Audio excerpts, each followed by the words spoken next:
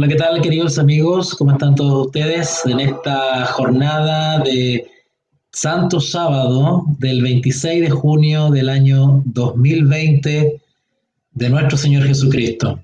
Gracias por conectarse. Esta vez haremos una transmisión en audio y esperemos hacer 6 transmisiones de esta naturaleza. Serían 6 transmisiones programadas en audio para repasar el seminario que algunos meses atrás realizamos de manera muy extensa. Esta vez vamos a hacer un gran repaso sobre algunos puntos y algunas cositas que vimos en el seminario anterior. Así que por eso la brevedad de estas transmisiones. Entonces, vuelvo a reiterar, serían 6 transmisiones en versión audio para que ustedes puedan escucharlas, repasarlas y reflexionarlas. Les habla Walter, MCFI, Movimiento Clamor Final Internacional. Que Dios les bendiga. Un muy, muy hermoso sábado para todos ustedes. Saludos a Paulina, a Miriam, Eli anda por ahí, Marlin también. Que Dios te bendiga grandemente. Gracias por estar aquí presente. Regina, también está por acá Regina. Así que saludos para ella. En YouTube tenemos a Blanca, tenemos a Ani. Así que un saludo para ustedes. Pronto, Dios mediante, vamos a estar por allá por San Pedro de Atacama. Vamos a estar reuniéndonos con nuestra amiga y hermana Eli. Así que Dios permita ese viaje a San Pedro de Atacama para poder gozarnos en la palabra de Dios con la iglesita que allá se encuentra y poder también realizar algún operativo misionero en ese pueblo tan bonito, tan hermoso como es San Pedro de Atacama, en el extremo norte de Chile.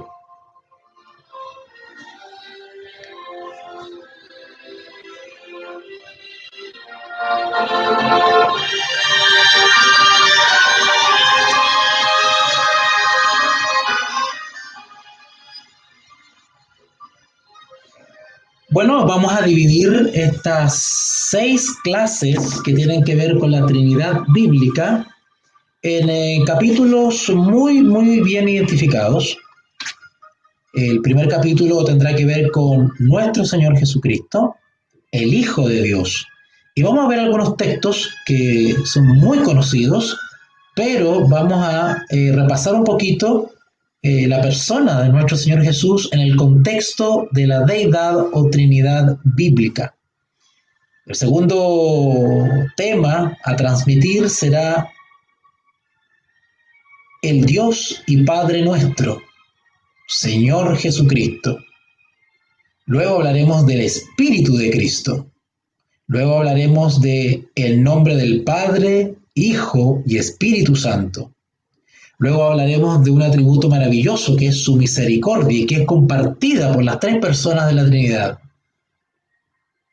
Y luego, para finalizar, veremos textos bíblicos hermosos que nos darán cuenta de que nuestro Dios, de naturaleza trina, es el Dios verdadero, que está por sobre todo Dios y sobre todo otra deidad que pretenda igualarse o compararse con nuestro gran Dios creador de los cielos y de la tierra. Vamos a orar para iniciar la reflexión, la lectura y el repaso. Oremos. Bendito Dios y Padre, gracias en esta noche maravillosa que nos brindas para entrar en una nueva aventura, en un nuevo saber, en una nueva investigación. Gracias, Padre de misericordia, porque nos podemos reunir como iglesia, como amigos, como hermanos, para poder buscarte nuevamente en la palabra de Dios. Ayúdanos a poder seguir con atención estas 6 transmisiones que queremos realizar. Padre, necesitamos tu protección, necesitamos tu defensa frente a los enemigos y a los problemas que puedan de alguna manera experimentar todos para poder escuchar estos temas. Ayúdanos a programarnos, a organizarnos para poder estar presentes y que la lectura y reflexión de esta información pueda ser de gran, gran bendición para cada uno de aquellos que lo escuchen y atesoren en su corazón. Te ruego, Señor, por el Espíritu Santo, el Espíritu de verdad, el Espíritu de Dios, el Espíritu de Cristo, el Consolador, que Él pueda posarse sobre cada uno de nosotros y darnos ese entendimiento que necesitamos en los misterios revelados en tu palabra. Necesitamos la sabiduría y la inteligencia que no tenemos. Necesitamos la sabiduría de lo alto. Gracias, Padre, por escucharnos. Gracias por este santo sábado. Permite, Señor, que podamos vivirlo de la mejor manera, en comunión, en retiro, en oración, en reflexión. Ayúdanos, Señor, a repasar las escenas maravillosas de la vida de Jesús, su gran sacrificio, su resurrección, su encarnación y, por sobre todo, alimentar nuestra esperanza en la segunda venida de nuestro Señor Jesucristo. Gracias, Padre, por permitirme, como orador, encontrarme con tantos amigos, con tantos hermanos y hermanitas que están escuchando ahora. De manera especial ruego oración por nuestros hermanos del pueblo de San Pedro de Atacama, por él y su familia, que tú, Señor, puedas mantenerlos protegidos y resguardados, Señor, del enemigo. Bendícelos y guíalos. Te lo pedimos en el nombre poderoso de Jesús, nuestro Salvador. Amén y amén. Bueno, un saludo a Cristian Alex, Miriamcita ya está por acá, Marlene llegó, así que vamos a dar lectura a algunos apuntes que yo tengo acá ya preparados, que son apuntes que tengo desde el seminario pasado, me parece que podríamos ocuparlo ahora. Amén de que ocupemos y vamos a la lectura directa de la palabra de Dios. ¿Okay? Como dije en la introducción, vamos a dividir y subdividir este repaso bíblico respecto a la Trinidad bíblica con una introducción respecto a nuestro Señor Jesús. No voy a abordar ampliamente en algunos conceptos y significados que he explicado latamente, no solamente en el seminario sobre la hermosa doctrina de la Trinidad bíblica, sino que también en las transmisiones sobre la doctrina del Espíritu Santo. Ustedes, la mayoría de los que veo por acá que están escuchando, han estado presentes en esas transmisiones y ya conocen, ¿verdad?, la explicación, han conocido y aprendido a qué nos referimos con tal o cual concepto. Por lo tanto, no es necesario repetir, ¿verdad?, esos conceptos y esas explicaciones. Por lo tanto, lo que vamos a hacer ahora es un repaso que no va a estar exento, por supuesto, de comentarios, de profundización, pero no va a contar con la extensión del seminario pasado. ¿Okay? Así que el tema de hoy tiene que ver con nuestro Señor Jesucristo, pero como Hijo de Dios. Y no siquiera es como Hijo de Dios, sino que es el Hijo de Dios. ¿Ok? Así que arrancamos con esta lectura y esta reflexión con aquel que nosotros identificamos como la segunda persona de la Trinidad. Siglo antes de que Jesús naciera en Belén, el profeta Isaías predijo el nacimiento del Salvador de una manera súper notoria. ¿Recuerdan ustedes el texto de Isaías capítulo 9? A ver, vamos para allá. Vamos a Isaías capítulo 9, versículo 6. Estos son uno de muchos versículos que se identifican o se denominan como los textos mesiánicos. ¿Okay? El Antiguo Testamento o el Primer Testamento o el Viejo Testamento está lleno de referencias a nuestro Señor Jesús, al Hijo de Dios, al unigénito, al engendrado desde la eternidad sin fin.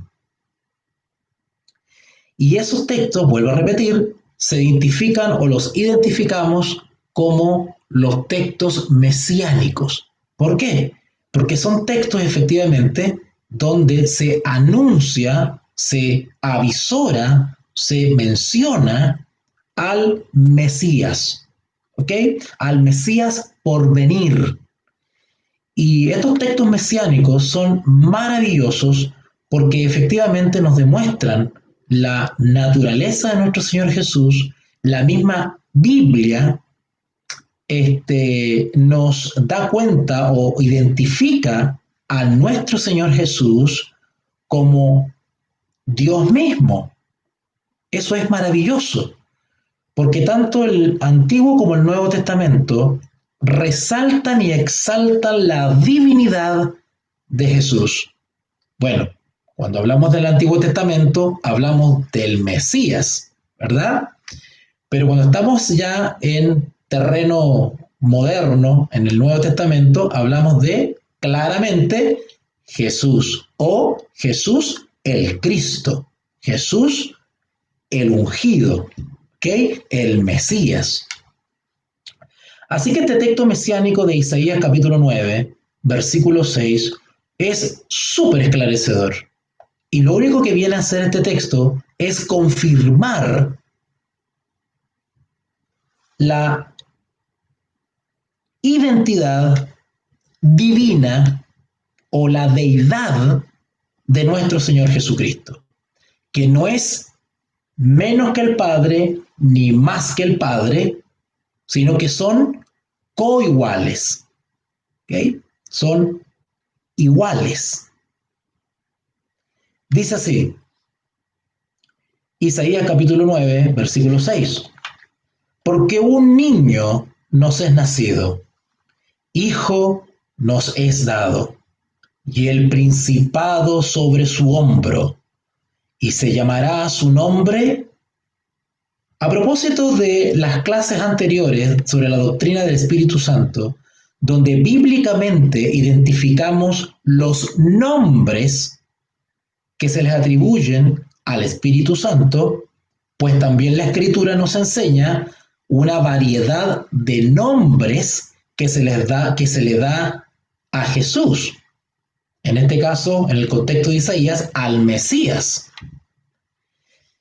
Y de igual manera como a la persona del Espíritu Santo se le identifica con ciertos nombres o calificativos que denotan ciertas cualidades o atributos, de igual manera a nuestro Señor Jesús también cada nombre que se le asigna bíblicamente denota por supuesto su identidad, denota su deidad o divinidad, denotan atributos o cualidades de la persona del Mesías, en este caso, o de la persona del Señor Jesús. Y la misma regla es aplicable para el Padre o Jehová, nuestro gran Dios y Señor Todopoderoso, Padre de nuestro Señor Jesucristo. Vuelvo a leer el texto, Isaías 9:6. Porque un niño nos es nacido, hijo nos es dado, y el principado sobre su hombro, y se llamará su nombre admirable. Noten que dice su nombre, no dice nombres. ¿Notaron ese detalle? No dice nombres en plural, sino que dice nombre. Qué delicadeza del profeta, inspirado por el Espíritu Santo, al denominar, después de anunciar la llegada de un niño, la aparición de un niño, que la realeza estaría sobre sus hombros. Y él habla y se llamará su nombre. Al decir su nombre en singular, queda fuera de toda duda de que estamos hablando de politeísmo, que estamos hablando de triteísmo, que estamos hablando de muchos dioses. Estamos hablando de un solo Dios verdadero. Y sin embargo, se le puede identificar con muchos nombres que denotan cualidades y virtudes. Qué hermoso y qué sabio. Porque un niño nos es nacido, hijo nos es dado, y el principado sobre su hombro, y se llamará su nombre admirable, consejero, Dios fuerte, Padre eterno, príncipe de paz. Bueno, no voy a explicar detalladamente cada uno de esas identificaciones. Solamente vamos a abocarnos a aquellas que nos son atingentes. Por ejemplo, al niño que iba a nacer en Belén se le denomina Dios fuerte. ¿Cómo entonces algunos están diciendo que hay jerarquías? Que las personas de la deidad son subordinadas, que uno es menos que el otro, que hay diferencias entre uno y otro, rebajando la naturaleza de uno en pos de otro. Si la misma escritura nos dice que ese niño es denominado Dios fuerte. Y si ustedes lo notan en su Biblia, la palabra Dios está escrita en mayúscula. Dios fuerte. Y Dios fuerte es un nombre que también se le aplica al Padre. Coma, Padre eterno. No solamente se le dice a nuestro Señor Jesús, en este caso el niño que está por nacer, Dios fuerte, que creo que con esa identificación deberíamos quedar absolutamente convencidos, porque recuerden lo que hemos dicho en clases pasadas, de que esto no se trata de cálculos matemáticos, esto no se trata de fórmulas químicas, esto no se trata de llegar a la comprensión de la palabra de Dios y de las cosas espirituales por medio de un esfuerzo intelectual. Esto se trata de ejercer el esfuerzo intelectual normal y mínimo, que es natural a nuestra condición de ser humano, pero acá lo que se tiene que hacer es ejercer fe, creer, creer que porque la Biblia lo dice, en este caso el profeta Isaías, inspirado por el Espíritu Santo, que él denomina a Jesús, que en el contexto es un niño que está por nacer, Dios fuerte. Increíble, solamente es creíble por la fe. Humanamente es increíble. ¿Cómo un niñito, un bebé que iba a nacer en las condiciones que ustedes ya conocen, un profeta siglos antes le estaba denominando Dios fuerte? ¿Cómo un niñito humano puede ser identificado por un profeta inspirado por Dios como Dios fuerte? ¿Entienden ahora que este asunto de reconocer y aceptar a Jesús como Señor y Salvador era un tema de fe? Cosa que no tenían los fariseos y que finalmente la mayoría del pueblo de Israel no tuvo. Creer que el Señor Jesús era Dios, Padre eterno. A este niño profetizado se le llama Padre eterno. ¿Cómo explicar eso? ¿Cómo entender eso? Padre eterno, príncipe de paz, príncipe de paz. Esto es sorprendente, porque Isaías presenta lo que parece ser una paradoja. Escribe acerca de un niño que nace, un hijo. Esto significa que el niño es humano. También dice que este hijo será Dios y también le llama eterno. ¿Es posible que un niño humano que nazca pueda ser Dios fuerte y Padre eterno?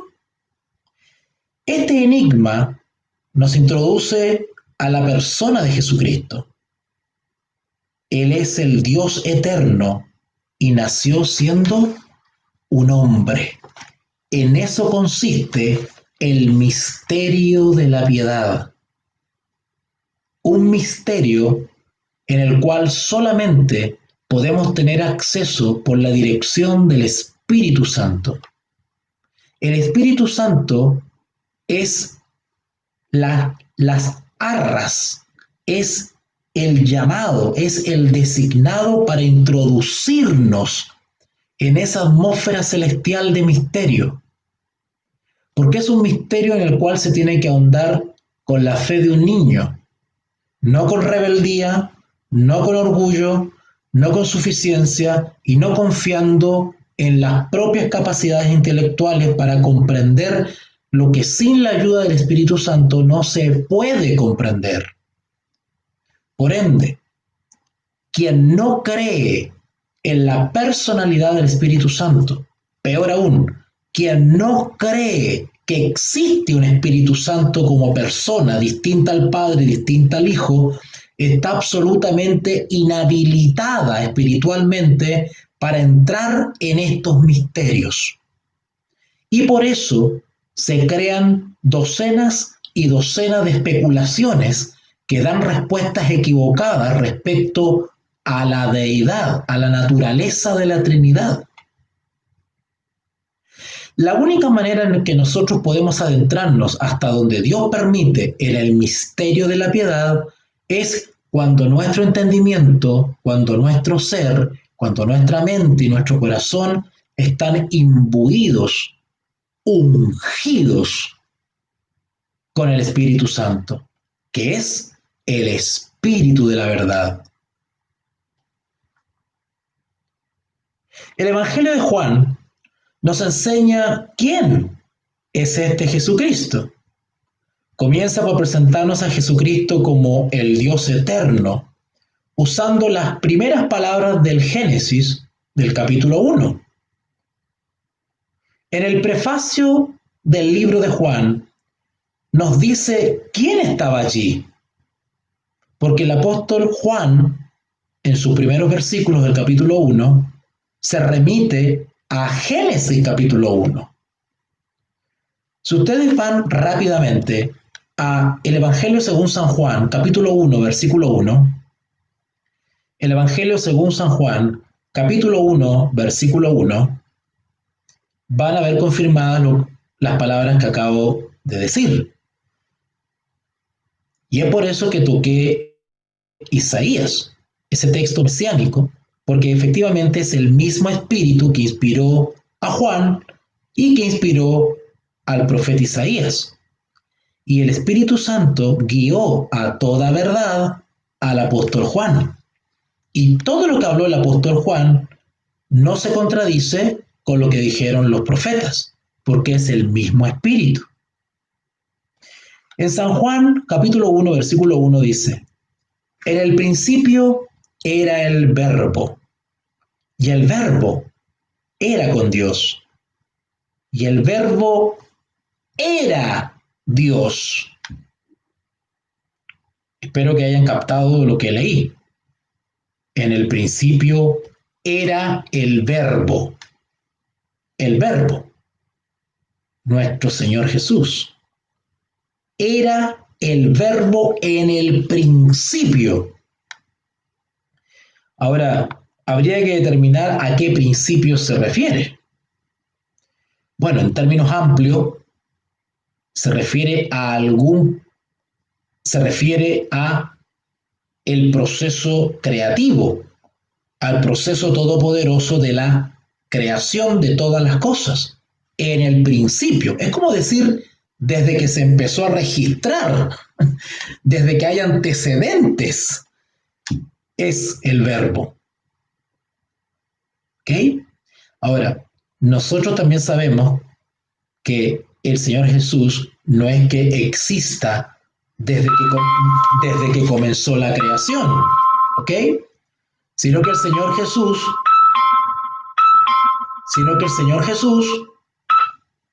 es desde la eternidad, sin fin, desde la eternidad incontable. El Señor Jesús no tiene comienzo, ni tiene fin, es eterno, porque la palabra dice que es eterno. No podemos humanamente calcular cuándo comenzó a existir el Señor Jesús o cuándo dejará de existir, porque Él nunca tuvo un comienzo, humanamente hablando. Aunque cuando la Escritura usa el vocabulario familiar, usa el vocabulario para describir la filiación, es decir, la relación entre padre e hijo, que eso es muy terreno, muy humano, pues nos habla de que engendró a su hijo, ¿cierto? Pero cuando habla de engendrar al hijo, lo hace en el contexto de la filiación, ¿vale? Cuando habla de engendrar al hijo es porque efectivamente nos está introduciendo en la individualidad de las personas que conforman la deidad. Mientras no use ese vocabulario, nosotros entendemos que Dios es el que es desde el principio. Y por naturaleza es plural, es trino. Y en su sabiduría la palabra de Dios, para complementar o ayudarnos a nuestro entendimiento humano respecto a esa Trinidad, Él usa vocabulario familiar que nos es cercano. Y por eso Él habla de Padre, Hijo. Y por eso Él nos habla de engendrar. Pero ese engendramiento es un misterio oculto. No sabemos en qué momento, cuándo, cómo, no sabemos. En el principio era el verbo. Y el verbo era con Dios. No solamente Jesús es Dios, sino que también es Hijo. Esto para la mente humana es imposible de entender. Llegamos a un punto en que tenemos que aceptarlo porque la Biblia lo dice. El verbo era en el principio. El verbo era con Dios. Cuando dice el verbo era con Dios, inmediatamente nos está sugiriendo que son dos, Padre e Hijo. Ya nos introducimos a la filiación. El verbo era con Dios. Pero no solamente eso, sino que el verbo era Dios. ¡Wow! ¿Cómo entender esto? ¿Cómo entender este misterio? No solamente era en el principio, sino que estaba con Dios, pero al mismo tiempo era Dios. Misterio de los misterios. ¡Wow! Un poco después, el Evangelio de Juan dice que este verbo es la persona de Jesucristo, evidentemente. Todo el Nuevo Testamento identifica claramente a ese niño que anunció Isaías. Y a ese niñito lo identifica como Jesús. Jesucristo estuvo allí en el principio del universo. Estaba con Dios y era Dios. La divinidad de Jesucristo, es decir, la verdad implícita de que Él es Dios, cuando decimos divinidad de Jesús, su divinidad, estamos hablando que Jesús es Dios, porque lo acabamos de leer, era Dios. ¿Ok? Así que cuando hablamos de la divinidad de Jesucristo, igual cuando decimos la divinidad del Espíritu Santo, ¿por qué decimos eso? Porque el Espíritu Santo es Dios. De la misma manera misteriosa en la que Jesús era desde el principio, estaba con Dios y era Dios. De igual manera el Espíritu Santo también es desde el principio, estaba con Dios y es Dios. Toda la escritura, y así lo estudiamos en las clases pasadas, demostramos bíblicamente que el Espíritu Santo proviene de Dios, del mismo trono de Dios. Así que la divinidad de Jesucristo puede verse en el hecho de que estuvo involucrado en la creación del mundo, porque el texto de Juan lo dice, era en el principio, era con Dios y es Dios. Así que la divinidad de Jesús queda absolutamente probada. Jesús estuvo involucrado activamente, protagónicamente, en la creación del mundo. Si avanzan un poquitito en San Juan capítulo 1, ustedes verán el versículo 3. Juan capítulo 1, versículo 3. Todas las cosas, es decir, las obras de la creación, todas las cosas, por Él, es decir, por el Verbo, por Jesús, fueron hechas. ¡Wow! Jesús fue creador, igual que el Padre e igual que el Espíritu Santo, que se movía sobre la faz del abismo. Los tres grandes poderes del cielo fueron quienes crearon este mundo. Juan dice, todas las cosas por Él fueron hechas. Y sin Él, ese sin Él quiere decir exclusión, quitarlo, que no fue partícipe, que no estuvo en el proceso creativo. Y sin Él, nada de lo que ha sido hecho fue hecho. O sea, el texto nos da cabida a duda de que no cabe la posibilidad de que Jesús no estuviese como creador, juntamente con el Padre y juntamente con el Espíritu Santo. ¿Ok? Así que esto excluye la idea, sustentada por algunos, de que Jesús fue la primera criatura de Dios y que ayudó a Dios en la creación de todo lo demás. Hay algunas corrientes interpretativas heréticas que dicen que el Señor Jesús no fue el Dios creador, no era el Verbo que era Dios y que sin Él nada de lo que ha sido hecho fue hecho, sino que hay algunos que dicen que Jesús es un ser creado, así como que se creó los árboles, se crearon los animales, se creó el sol y las lumbreras, también fue creado Jesús, rebajándolo. Y eso es una idea que va absolutamente en contra de las afirmaciones más elocuentes de la palabra de Dios, en este caso el apóstol Juan. ¿Okay? En Éxodo capítulo 20,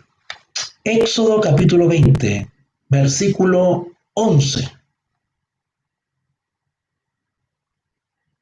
Si ustedes van para allá, y a propósito de lo que dice el apóstol Juan, ahí en San Juan capítulo 1, no lo leímos, pero ustedes pueden repasarlo, donde dice que sin Él nada de lo que ha sido hecho fue hecho. Esa es una frase impresionante eso. Impresionante. Así que en Éxodo 20, versículo 11, sino habla de que en 6 días Dios el Señor hizo los cielos y la tierra, el mar y todas las cosas que en ellos hay. Éxodo 20:11. También así Juan enseña que todas las cosas fueron hechas a través de Jesucristo, quien es Dios el Señor. La evidencia de la divinidad de Jesús también es declarada en otros pasajes de la Biblia. Por ejemplo, en el libro de Colosenses nos enteramos de que en él, y si van para allá, Colosenses capítulo 1, versículos 16 y 17. Colosenses capítulo 1, versículos 16 y 17. En él, es decir, en Jesús, fueron creadas todas las cosas. En él, ¿notaron la expresión? En él fueron creadas todas las cosas, las que hay en los cielos y las que hay en la tierra, visibles e invisibles, sean tronos, sean dominios, sean principados, sean potestades. Que voy a detenerme acá un poquitito. El texto de Colosenses, que también hemos estudiado por este medio, hicimos un seminario completo sobre Colosenses. Y este texto lo repasamos. ¿Se acuerdan cuando vimos sean tronos, sean dominios, sean principados? ¿A qué se estaba refiriendo? Evidentemente, cuando dice sean tronos, sean dominios, sean principados, visibles, invisibles, se está refiriendo a las criaturas que Dios creó. En otras palabras, a todo lo que Jesús creó. Jesús no es un ser creado como los ángeles o como el ser humano, porque Jesús es Dios. Es Él el que crea. No es un ser creado, es Él el creador, el Dios eterno. Y lo hemos comprobado con un par de versículos bíblicos que nos debería bastar para creerlo. ¿Cómo entonces algunos quieren rebajar a Jesús? Acá dice que en Él, dice Colosenses capítulo 1, versículos 16 y 17, en Él fueron creadas todas las cosas, visibles, es decir, todo lo tangible, las cosas, las tierras, las montañas, los árboles, los mares, los seres humanos, visibles e invisibles, los seres celestiales, los ángeles, sean tronos, sean dominios, sean principados, sean potestades, todo fue creado por medio de Él y para Él. Increíble. Por medio de Él, por su mano, por su palabra, por el Logos, la palabra. Jesús dijo y fue creado. Y dice, y para Él. ¿Por qué dice para Él? ¿En qué sentido para Él? Para su gloria, para su honra y para su gloria. Todo lo creado visible e invisible, Dios tuvo el propósito de que dieran gloria a Dios, tanto ángeles como seres humanos. Y la misma creación diesen gloria a Dios. Los cielos cuentan tu gloria. Lamentablemente el plan se echó a perder, ¿verdad? Ustedes conocen la historia. Cuando Dios creó el universo, su agente que realizó el milagro fue Jesucristo, la persona divina, a quien Romanos 9:5 se refiere como Dios sobre todo. ¡Wow! Vamos a leer textualmente Romanos capítulo 9. Vamos a Romanos capítulo 9. Y eso que estoy haciendo un resumen. Esto debería dejar calladito a cualquier hereje y pagano que osa blasfemar contra el Espíritu Santo e insultar a nuestro Señor Jesús. Y debe de pesar un gran temor sobre quién está haciendo eso, porque eso es un pecado imperdonable, el atentar contra el Espíritu Santo, y es una ofensa muy grave. Cuestionar la deidad, la divinidad de nuestro Señor Jesús. Cuando digo divinidad o deidad, me estoy refiriendo a la calidad de Dios, al estatus de Dios, por decirlo así. ¿Se dan cuenta que estoy buscando una palabra humana y aún así quedo corto?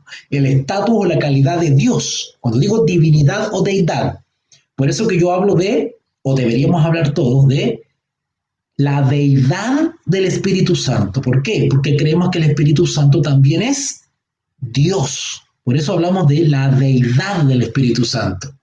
¿Ok? Que es la tercera persona de la deidad. ¿No es cierto? Ok.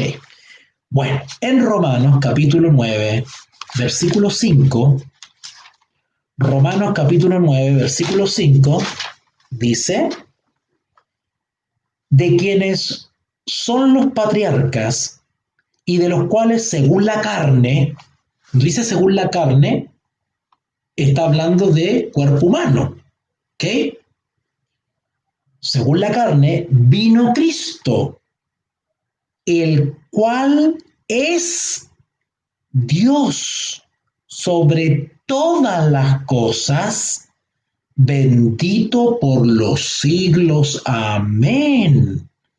El cual es Dios sobre todas las cosas. ¿No le parece familiar ese texto a lo que leímos en San Juan 1:1?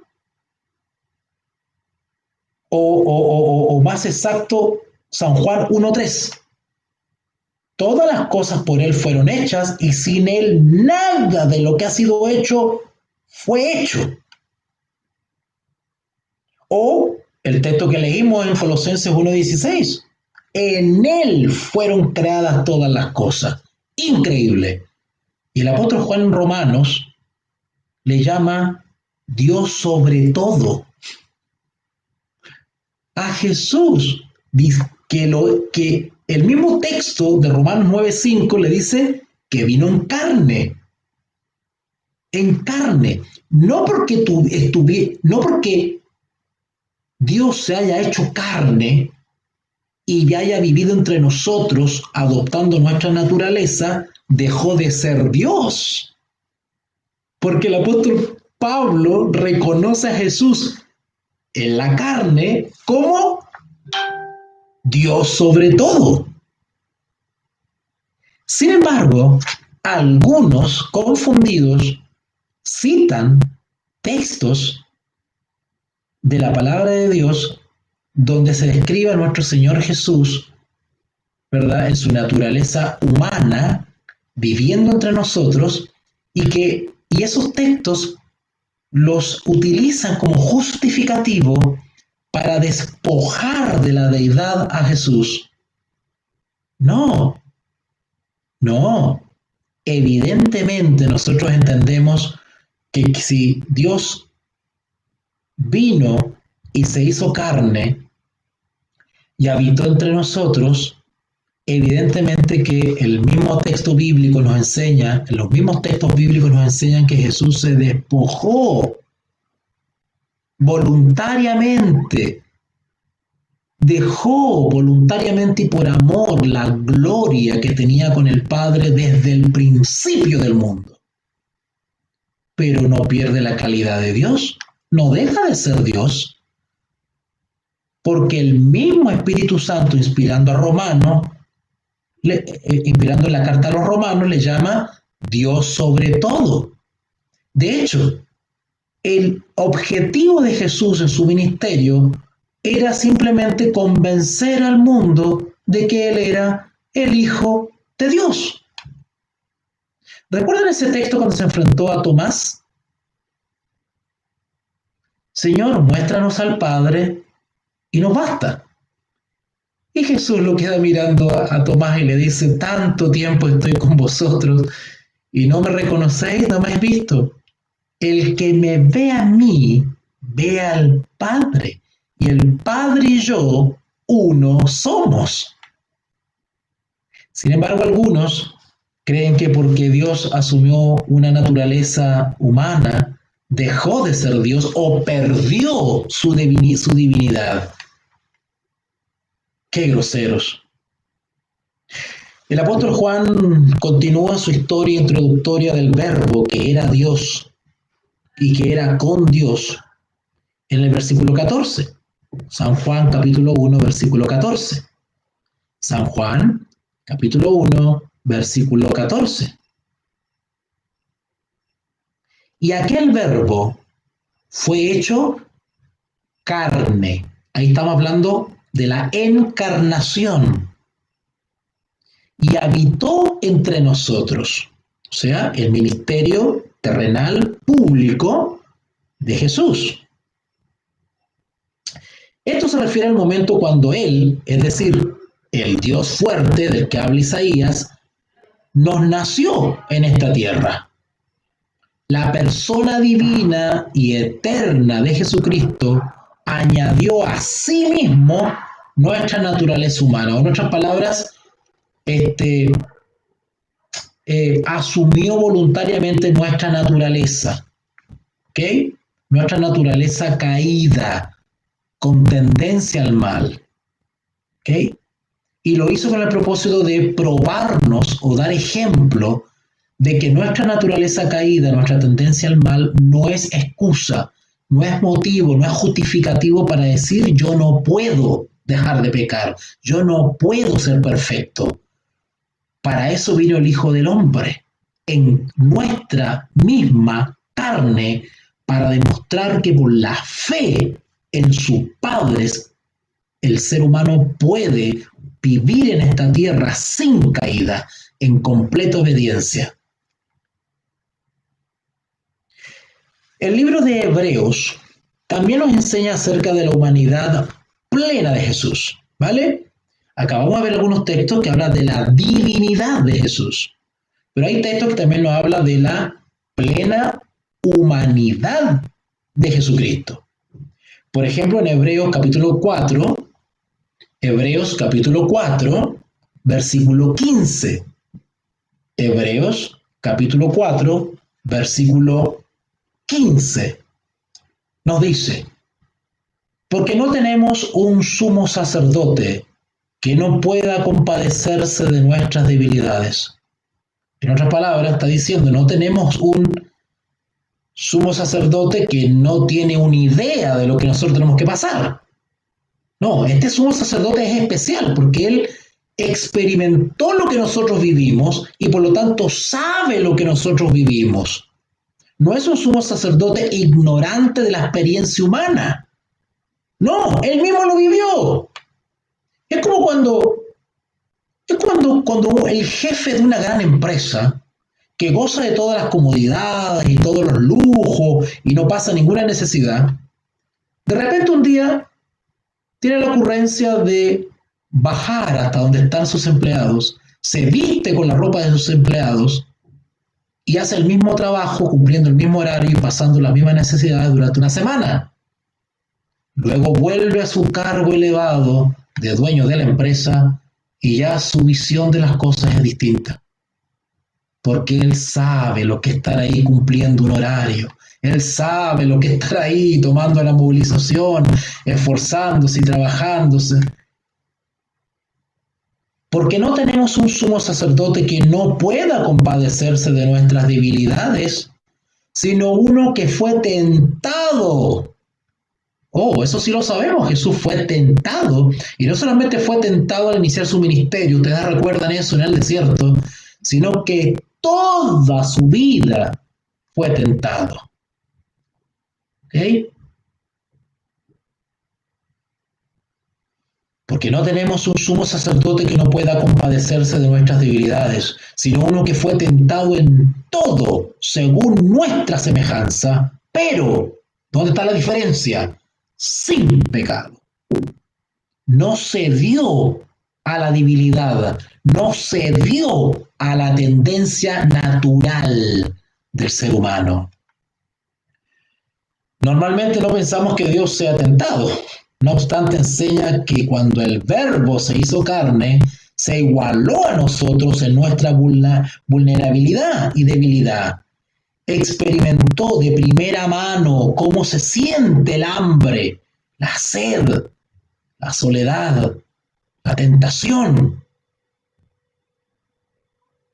Aún así, a pesar de sus debilidades, nunca pecó cediendo a la tentación. Permaneció siendo totalmente humano y totalmente obediente a la Escritura. Jesús es el único ser humano que se ha mantenido perfecto. Jesús es el perfecto, es el santo y nos dejó ejemplo para que sigamos sus pisadas. Por eso que nosotros nos identificamos como los de la fe de Jesús. ¿Se acuerdan de eso? ¿Saben ustedes por qué nosotros nos identificamos con los de la fe de Jesús?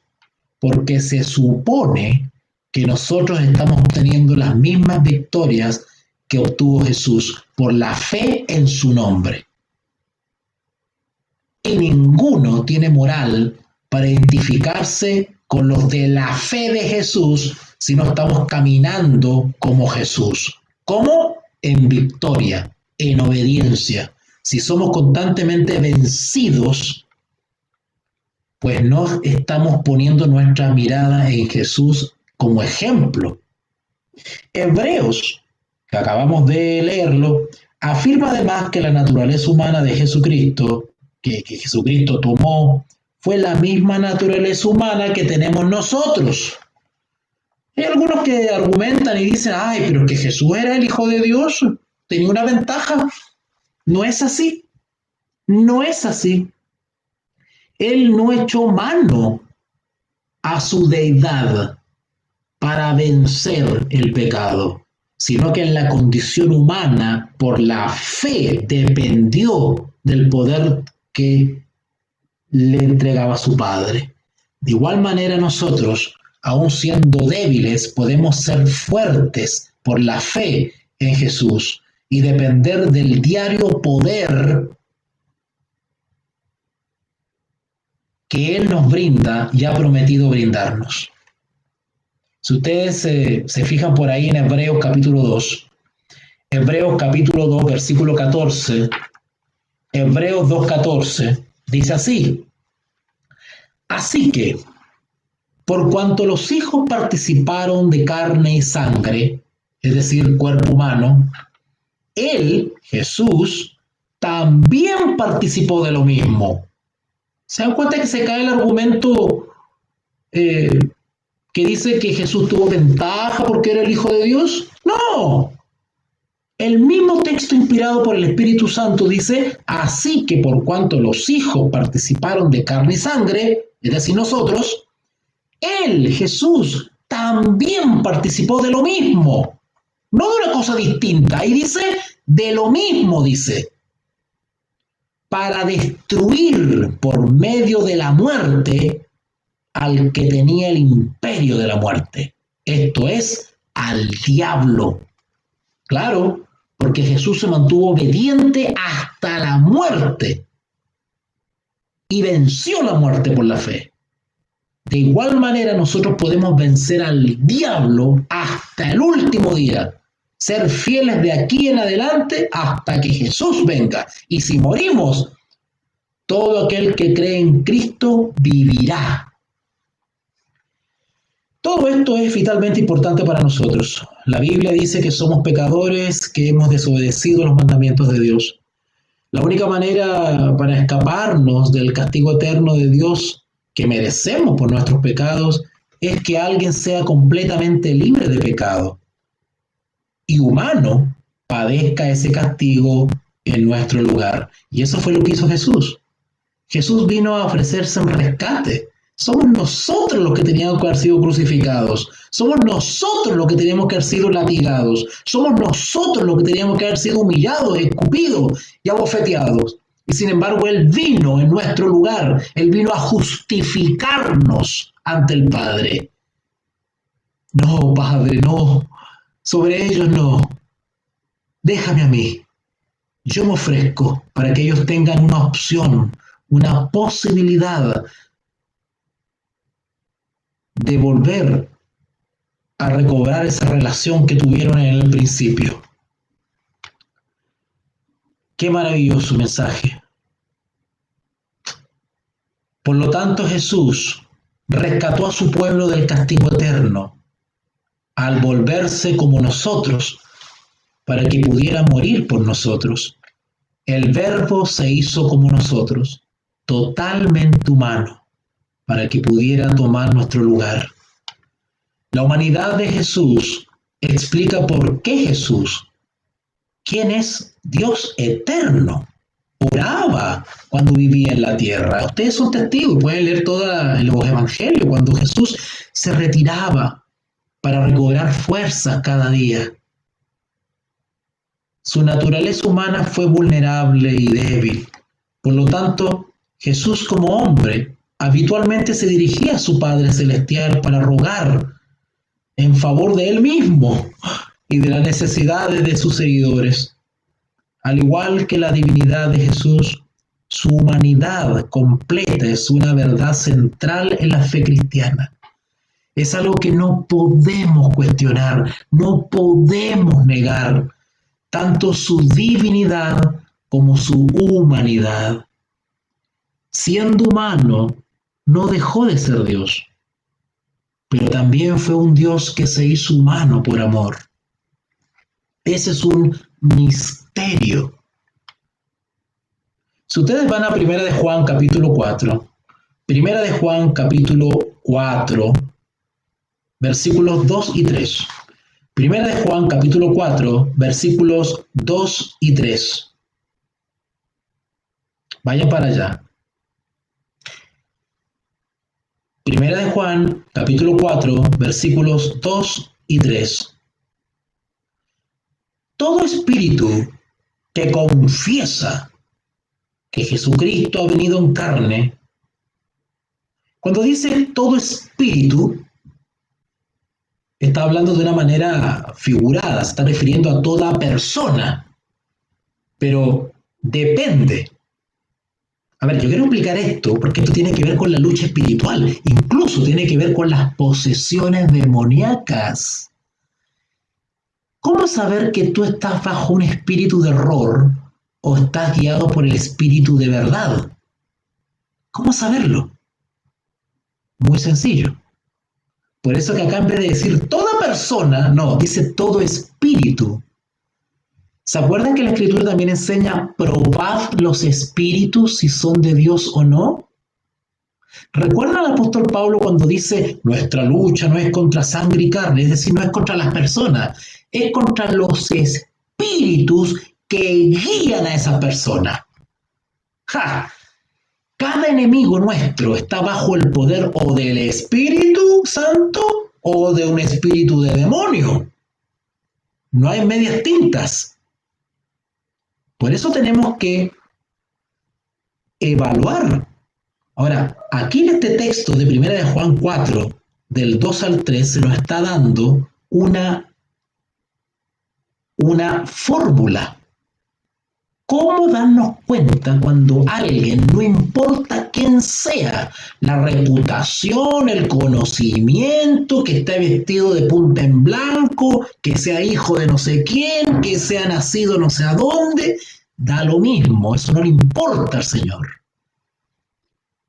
Acá lo que implica es, ¿habla conforme a la verdad? Si no habla conforme a la verdad, ¿qué espíritu lo está dominando?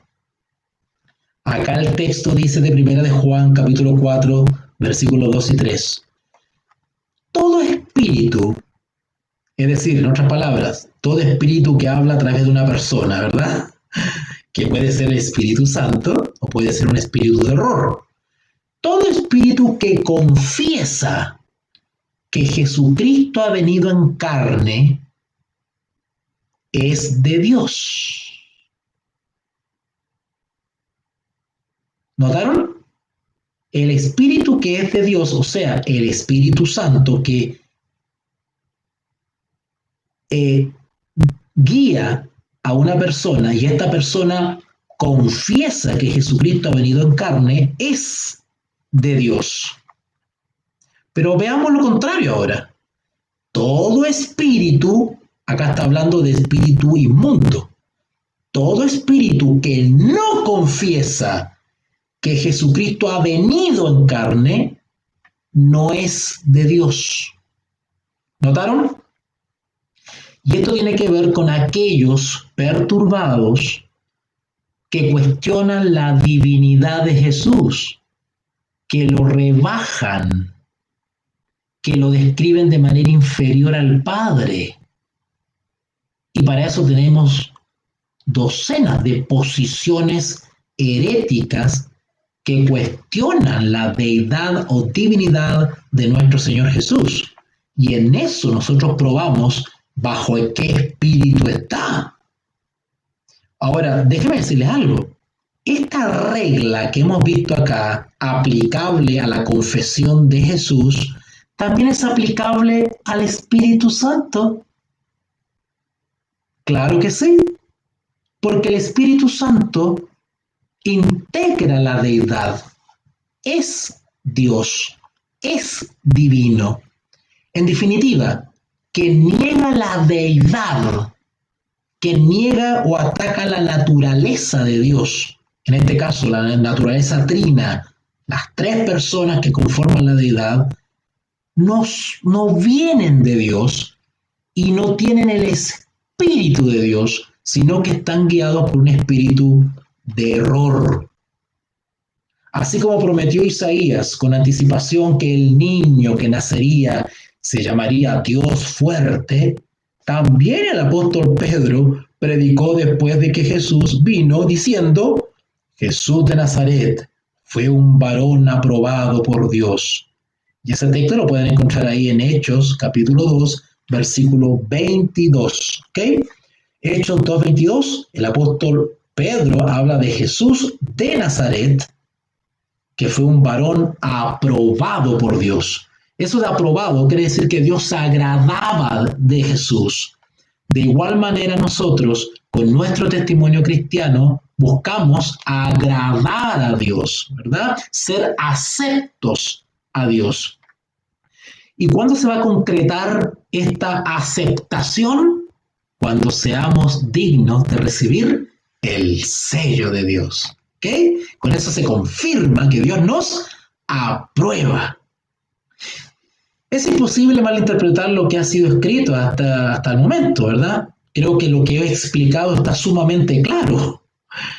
Por ejemplo, puede parecer que cuando el Verbo se hizo carne, dejó de ser divino, ¿verdad? Alguien que da una lectura superficial a los textos que hemos analizado podría decir eso. Sin embargo, cuando el Verbo se hizo carne, continuó siendo Dios. No meramente se convirtió en un hombre. En vez de eso, se añadió a sí mismo nuestra naturaleza humana, aunque permaneció siendo una persona divina. Es como si hubiese velado su divinidad. Pero no dejó de ser Dios. Pero hay algunos que se atreven a decir, o a cuestionar, o a suprimir la divinidad de Jesús. Aunque permaneció siendo una persona divina, ahora posee dos naturalezas, una divina y una humana. Esta verdad deja perpleja nuestra mente humana, pero es posible porque Dios lo hizo. ¿Cómo entender ese misterio? Que Jesús tuvo una naturaleza dual. La Biblia enseña esto claramente cuando dice ahí en Colosenses capítulo 2, versículo 9. Colosenses capítulo 2, versículo 9. Vamos para allá. Bueno, estos textos de Colosenses para ustedes deben ser súper comunes porque nosotros hace unas semanas atrás terminamos el seminario sobre el libro de Colosenses. Así que estoy frente a alumnos que son muy estudiosos y que recuerdan ese seminario que realizamos por este canal. Así que ahí en Colosenses capítulo 2, versículo 9 dice: porque en Él, o sea, en Jesús, habita corporalmente, o sea, con el cuerpo de carne, toda la plenitud de la deidad. ¿Qué quiere decir eso? Que Jesús nunca dejó de ser Dios, solamente que Dios adquirió un envoltorio de carne, por decirlo así de una manera un poco eh, corriente, ¿ok? Porque en él, en Jesús, habita corporalmente, o sea, en su cuerpo de carne, habita toda la plenitud de la deidad, no le falta nada. Cuando dice plenitud, quiere decir que no era medio Dios, o vino con un poquito de Dios, no, era plenamente Dios, totalmente. Es el hombre Jesucristo, la plenitud de Dios. La plenitud de Dios estaba presente en el hombre Jesucristo. Jesús mismo también enseñó esta verdad cuando llamó Padre a Dios. ¿Recuerdan ahí en el Evangelio según San Juan, capítulo 5? El Evangelio según San Juan, capítulo 5, versículo 17. Por favor, vayan rápidamente para allá.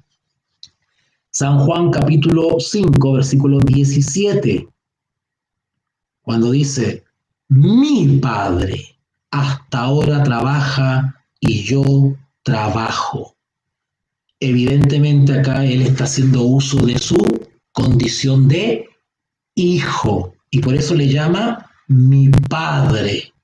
Pero no porque le llame mi Padre y él hable desde el punto de vista del hijo, quiere decir que deja de ser Dios o es menos que Dios. Cuando el mismo texto de Colosenses 2:9 acabamos de leer que dice, en él habita corporalmente la plenitud de la deidad.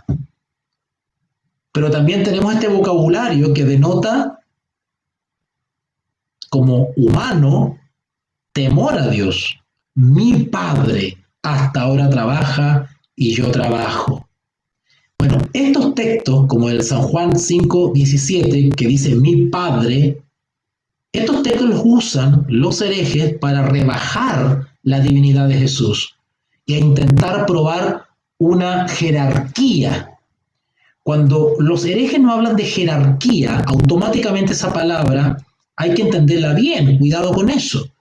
Porque en términos generales la palabra jerarquía tiene que ver con una subordinación. Por ejemplo, un ejército tiene un sistema de organización jerárquico. Está el general en jefe, que es el que tiene la voz máxima, y para abajo todo tiene que obedecerle, ¿verdad?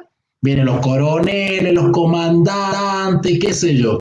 Cada vez que va descendiendo la jerarquía, va en menos poder. Bueno, algunos toman este texto como Juan 5:17, mi Padre, para decir que era menos que el Padre. ¿Ok? Claro, evidentemente, desde cierto punto de vista sí lo era, pero en realidad no lo era. ¿En qué sentido no lo era? En que Jesús voluntariamente se despojó de su gloria por amor. Pero eso no quiere decir que deja de ser Dios, porque el mismo texto de Colosenses 2:9 lo comprueba.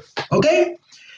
Esto de Juan 5:18, cuando dice mi Padre, ¿verdad? Es una tremenda declaración que sus opositores, los fariseos, no entendían. Y hoy en día tenemos cristianos que piensan igual que los fariseos, no entienden este misterio.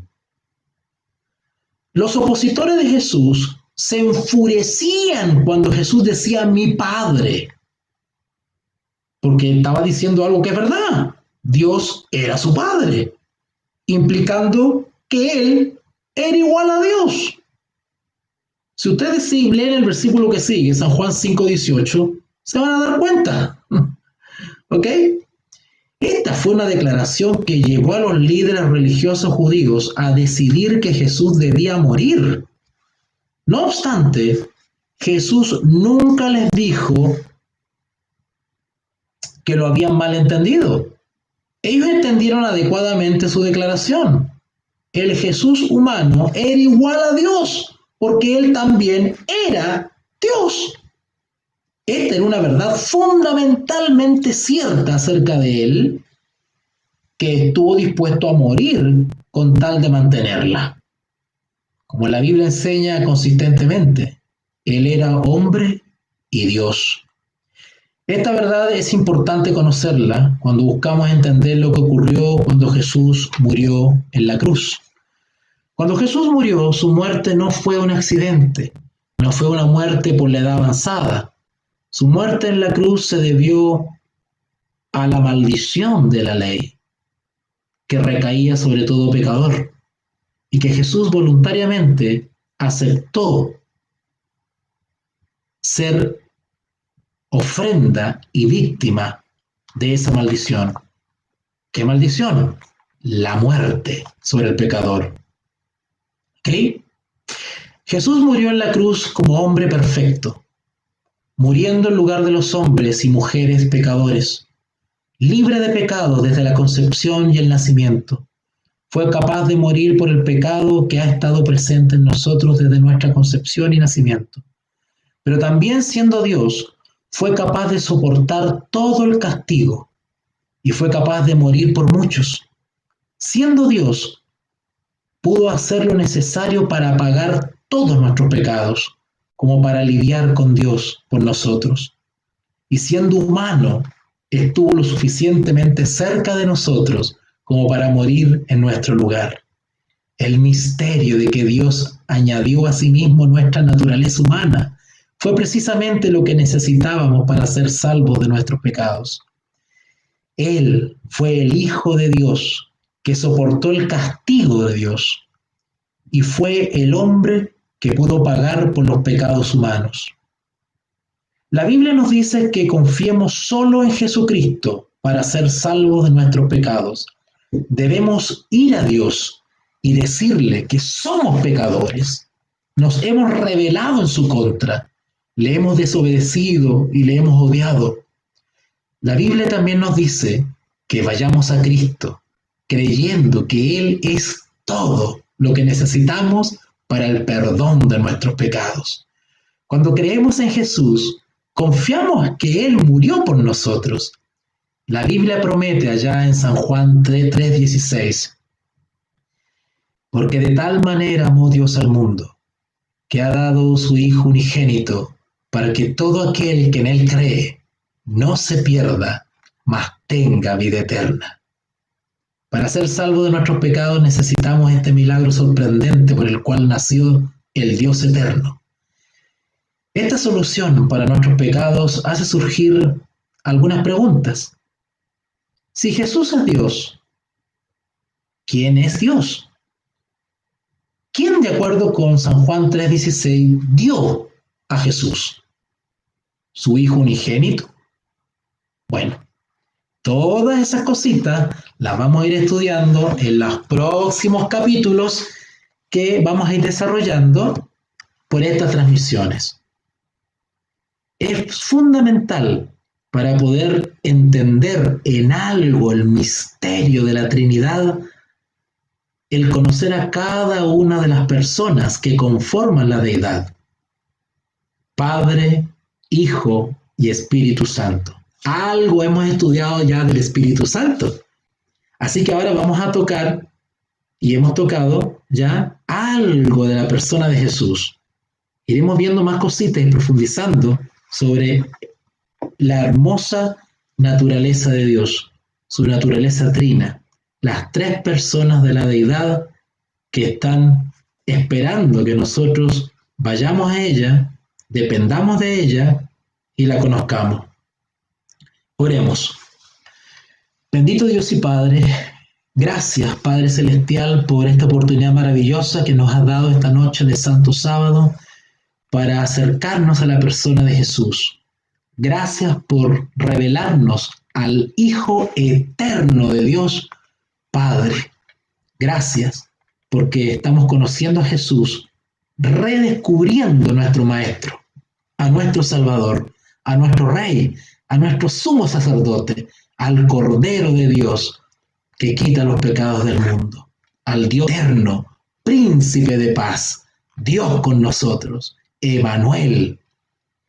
Gracias, Señor, por tu Hijo. Y gracias también, Señor, por tu Espíritu Santo, que es quien ilumina nuestra mente para poder comprender las maravillas de tu eternidad. Si en algo lo hemos comprendido, danos ese gozo que prometiste. Que esta información, que estas clases, que este estudio traigan paz a nuestro corazón y que podamos cobrar fuerza y esperanza para ser victoriosos en el nombre de Jesús.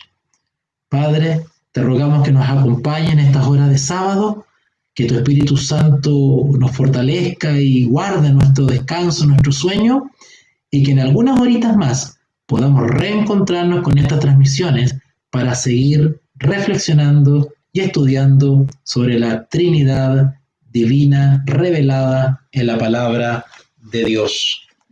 Todo esto te lo rogamos, te lo pedimos, te lo solicitamos en el nombre del Padre, del Hijo y del Espíritu Santo. Amén. Dios les bendiga, queridos amigos, hermanos, chicos y chicas del grupo.